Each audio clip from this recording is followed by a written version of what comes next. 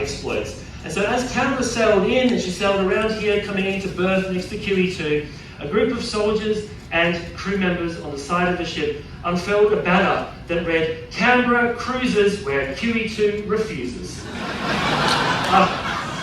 I love it. But they weren't dissuaded. Berengaria. So the name is actually after the Queen Consort of Richard I, and so technically Berengaria is Cunard's first queen. And so we have these three ships here, the flagship in the middle there, and I love the way that they used to advertise the ships.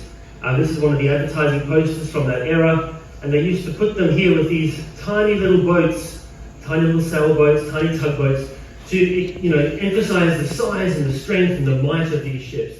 Yeah, the way that the ship is pointing, which direction it's going. If you can imagine that on the horizon, with maybe a bit of mist, because of course it's hot in some of these areas, or there's cloud cover, it was very, very tricky for them to work out how the ship was sailing. And you'll notice that they actually even did it on the lifeboats. The dazzle paint came up onto the lifeboats, onto the davits, onto the funnels, even onto the mast. So it was very well sort of thought through.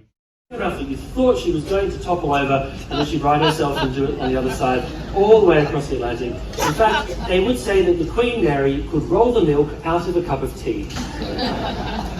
And she was the one that White Star Line paid the most attention to because she was first.